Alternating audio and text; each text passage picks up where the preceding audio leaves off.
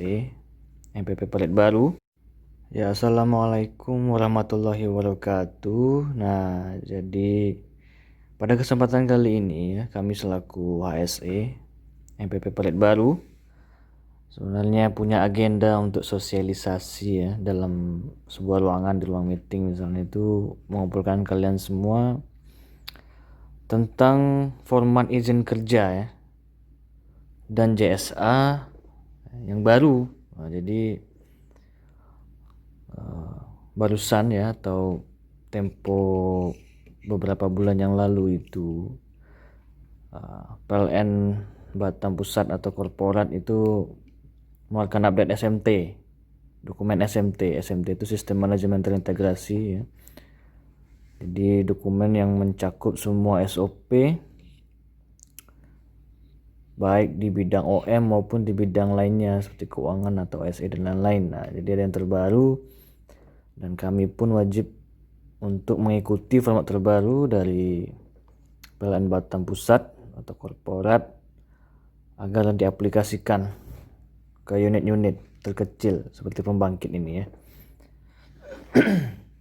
Nah, jadi karena kita dalam masa tahap new normal pandemi ya, jadi walaupun sudah masuk tahap new normal, tapi anjuran dari tugas gugus COVID-nya PLN Batam itu supaya diminimalisir pertemuan yang cukup memakan banyak peserta dan memakan waktu yang lama, itu disarankan untuk mengubah metode bagaimana cara penyampaian sosialisasi yang efektif selain berkumpul gitu ya. Jadi itulah latar belakang kenapa video sosialisasi ini dibuat. Jadi bagaimana cara pengisian format izin kerja dan JSA yang terbaru ini? Saksikan video ini.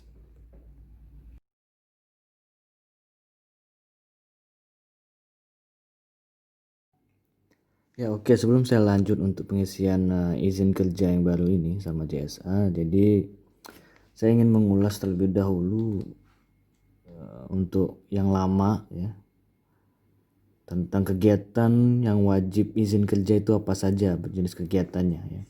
Ini sudah saya tempel ya, selebaran seperti ini, baik di sisi A, di warehouse, di admin ya.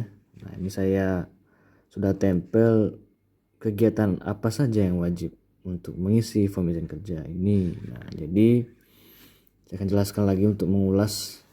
Yang pertama itu ada cutting ya.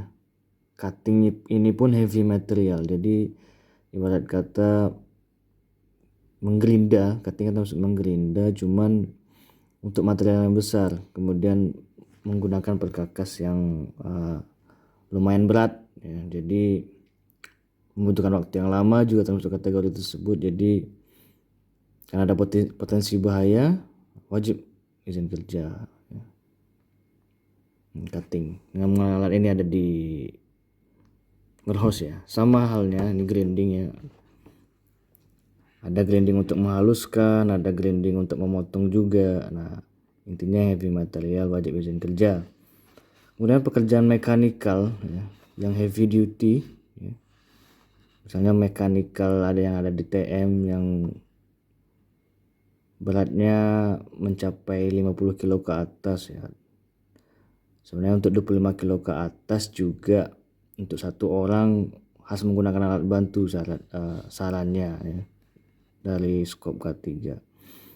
Jadi apa saja pekerjaan mekanikal yang membutuhkan alat bantu pengangkatan, kemudian intinya materialnya berat lah. Misalnya perbaikan charge pump atau switch charge pump kan kemarin itu termasuk mekanikal yang heavy duty. Jadi itu wajib juga izin kerja ya. Kemudian ada confined space atau ruang akses terbatas. Nah, ini ada contohnya seperti halnya di ASD tank ya.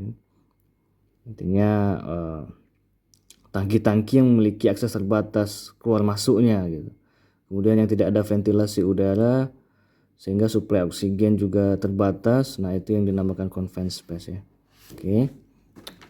Kemudian ya Kerja panas, hot work. Nah ini yang kadang salah persepsi kebanyakan dari teman-teman bahwa kerja panas itu adalah kerja panas-panas di lapangan. Jadi bukan itu ya artinya. Jadi kerja panas itu adalah kerja yang menghasilkan api ya. Jadi kayak peralatan las itu kan mengeluarkan bara api. Jadi itu tergolong kerja panas, wajib izin kerja juga. Kemudian listrik bertegangan tinggi, high voltage ya. Wajib juga izin kerja, sangat berpotensi sekali bahayanya di sini.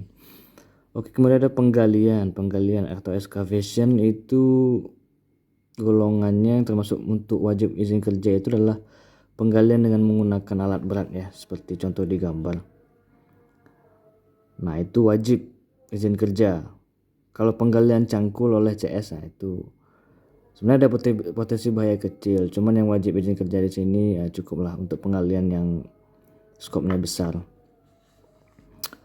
Kemudian pengangkatan, lifting juga menggunakan alat bantu mekanis ataupun alat bantu portable lainnya. Untuk pengangkatan material yang sangat berat ya, yang butuh alat bantu mekanis itu wajib izin kerja. Kemudian ketinggian ya, working at height, ini yang sering kita lakukan. Banyak sekali pekerjaan jenis ketinggian di set kita. Intinya yang melebihi 2 meter, ketinggian 2 meter dari dasar, itu wajib menggunakan safety body harness dan tergolong pekerjaan ketinggian ya. Kemudian pekerjaan kimia, bahan kimia berbahaya, chemical handling ya. Ini juga ada beberapa spot yang kita bekerja dengan bahan kimia yang sangat pekat, jadi sangat bahaya untuk terpapar langsung, wajib izin kerja. Oke, ini tadi ulasan sedikit mengenai kegiatan apa saja yang wajib izin kerja. Itu tadi berlaku untuk internal ya, karyawan kita sendiri ataupun mitra kerja atau vendor eksternal. Oke, kita akan lanjut ke bentuk lembar izin kerja yang terbaru ya. Nah, ini bisa dilihat sedikit gambaran kolom-kolom apa saja yang wajib diisi ya. Nah, ini ada yang kolom pertama, informasi pekerjaan. Ada tanggal pengajuan, yang di atas nomor ini nggak usah diisi. Jadi ini diisi oleh HSE untuk pengarsipan. Nah, untuk kolom informasi pekerjaan yang harus diisi ada tanggal pengajuan ya. Ini tanggal mulai pekerjaannya, uraian pekerjaannya ya, judul pekerjaannya apa, kemudian lokasi pekerjaan, lokasinya di mana, kemudian nomor SPK ya, surat perintah kerja, SPJ, surat perjanjian. Ini berlaku untuk vendor biasanya. Jadi jika ada nomor SPK boleh diisi di situ. Perusahaan pelaksana, perusahaan yang melakukan pekerjaan itu bisa dari kita internal, misalnya PT PEB atau PLN Batam, ataupun dari vendor apa gitu, CV atau PT mana.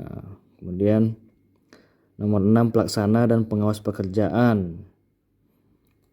Jika di sini ada pengawas pekerjaan, nah diisi nama pengawas pekerjaannya di sini. Jika dia bekerja sebagai pelaksana sekaligus pengawas ya tulis juga pelaksana di situ. Ya. Jika dia membawa pengawas K3 atau ASN-nya sendiri, ya, biasanya untuk si vendor, nah itu bisa juga ditulis nama. Kemudian ada nomor telepon, isi, berfungsi untuk komunikasi ya jika terjadi sesuatu terhadap pekerjaan tersebut. Masuk kolom B, durasi pekerjaan, ya, durasi kerja, tanggal mulai ya, tanggal mulai pekerjaan. Jika sudah bisa diperkirakan kapan pekerjaan itu bisa selesai, maka boleh diisi langsung tanggal selesainya. Baik jamnya juga, jam mulai, jam selesai. Jika bisa diprediksi, misalnya hari ini tok ya, 8 jam kerja, isi aja. Tapi jika belum ya cukup tanggal mulai dan jam mulainya aja dulu yang diisi. Kemudian masuk kolom C, klasifikasi pekerjaan ya. Nah, ini adalah jenis pekerjaan, termasuk golongan apa tadi ya, seperti yang saya jelaskan di kegiatan yang wajib izin kerja. listrik bertegangan tinggi, ya, confined space atau ruang terbatas, kerja panas tadi ya, pekerjaan yang menghasilkan berapi gitu, seperti peralatan las. Nah, jadi bukan kerja panas-panasan di lapangan sekali lagi. Angkat angkut, nah ini seperti pemakaian kren atau forklift ya. Jadi diangkat angkut secara mekanis maksudnya ini ya. Jadi dengan menggunakan peralatan bantu mengangkat terus mengangkut. Kemudian penggalian tadi excavation, misalnya dengan menggunakan alat bantu mekanis ekskavator ya. Pekerjaan bahan kimia yang tadi chemical handling, sipil atau konstruksi ya bisa juga. Ada beberapa kegiatan sipil di lapangan yang berpotensi bahaya. Dan ketinggian, mechanical heavy duty, cutting atau grinding ya, heavy material dan lain-lain. Jika ada tambahan bisa diisi kolom. Kemudian masuk ke kolom D, prosedur pekerjaan yang telah dijelaskan kepada pekerja. Jadi jika pekerjaan tersebut ada prosedurnya, nah itu boleh di checklist. Misalnya kalau yang di MPP Padat Baru kan banyak sekali SOP yang sudah ditetapkan dalam kegiatan operasional maupun pemeliharaan. Misalnya ada pergantian filter, ya, pemeliharaan turbin, pemeliharaan generator dan segala macam, boleh di checklist. Nah ini yang sudah ada ditetapkan. Kalau jika ada SOP di luar itu, boleh ditambahkan di kolom ini. Nah, gitu.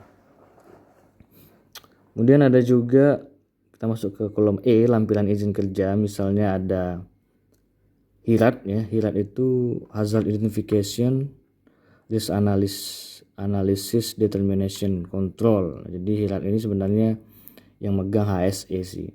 Jadi jika termasuk di HIRATnya HSE pekerjaan itu, nanti HSE yang akan memberikan lampiran HIRAT itu kepada pekerja atau penguas pekerjaan. Nah yang sangat sering menjadi lampiran izin kerja itu adalah job safety analysis. Jadi lampiran JSA ya, job safety analysis ini dibuat oleh pengawas atau pelaksana pekerjaan itu sendiri. Jadi dia yang tahu step kerja kan, dia yang tahu potensi bahayanya apa. Jadi sudah membayangkan sebelum bekerja bagaimana tindakan pengendaliannya. Itu nanti kita akan ulas di lembar berikutnya. Kemudian drawing, misalnya butuh drawing electrical atau drawing sipil ya bolehlah dilampirkan jika ada terkait pekerjaan. Prosedur kerja tadi di checklist. Sertifikat kompetensi pekerja. Nah misalnya operator kren ya, operator forklift, jika ada sertifikatnya atau CEO-nya boleh di checklist, dicentak, studi isi. Sertifikat peralatan sama juga seperti forklift atau kren dan lain-lain ya, kalau ada checklist. Nah kemudian masuk ke pengesahan izin kerja. Jika ada penguas pekerjaan, silakan penguas pekerjaan yang tanda tangan di sini. Ya. Kalau nggak ada pengawas ya dia sebagai pelaksana, sekaligus pengawas ya pelaksana. Dan di tantangan ASE urutannya ya. Setelah itu masuk ke asisten manager kalau kasusnya di MPP Padat Baru. Jadi ada 2 asisten manager atau 2 supervisor. Di MPP Padat Baru ada asisten manajer operasi dan asisten manajer maintenance. Jadi jika pekerjaannya itu terkait operasional ya, atau yang melakukan itu anak operasi misalnya internal ya, itu akan diisi oleh asisten manajer operasi. Jika pelaksana atau pengawas pekerjaannya ini staff maintenance, itu yang tanda tangan asisten manajer maintenance. Nah, jadi begitu ya, jangan terbalik-balik. Atau dia bukan staff dari antara 2 orang ini, misalnya staff gudang, dia ada bekerja potensi bahaya misalnya kan. Dilihat dari jenis pekerjaannya, lebih skop kemana itu, kegiatan pemeliharaan apa operasional. Nah, kalau kegiatan operasional tantangan asman operasi, kalau lebih ke pekerjaan pemeliharaan itu asman maintenance ya. Dan terakhir baru disetujui oleh manajer unit.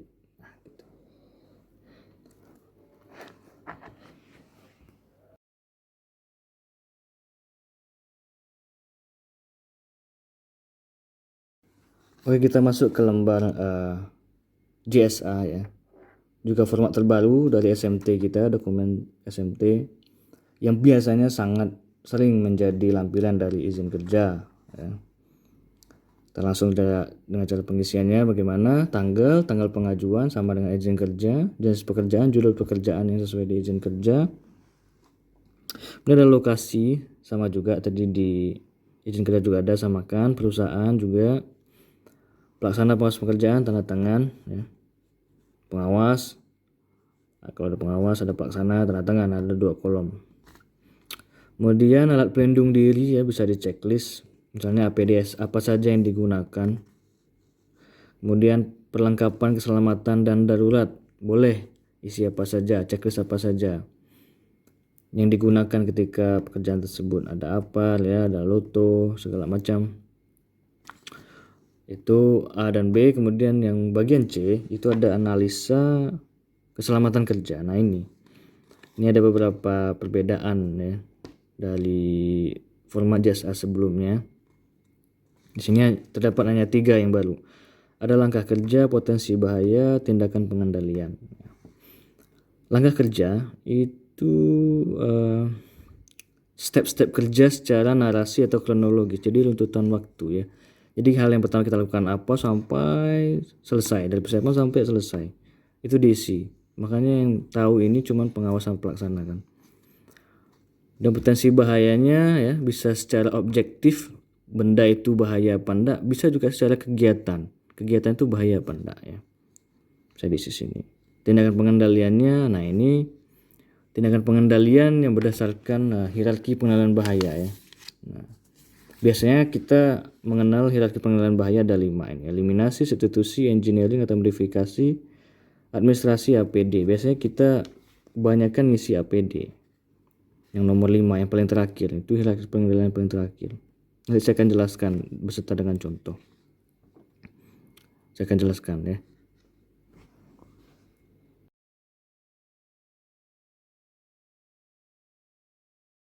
Oke, ini saya tadi janji ya untuk menampilkan juga contoh pengisian baik dari izin kerja dan JSA-nya.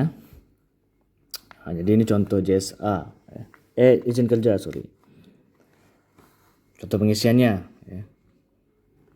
Jadi misal tuh tanggal pengajuan 24 Juni, pekerjaannya apa, pengelasan bla bla bla, lokasi di ASD Tank, nomor SPK itu untuk vendor ya, perusahaan pelaksana CV Maju Jaya, pengawasnya misalnya Mandol Ali, kalau ada ASE-nya Mawan Khoidil, misalnya tulis nomor telepon bla bla bla.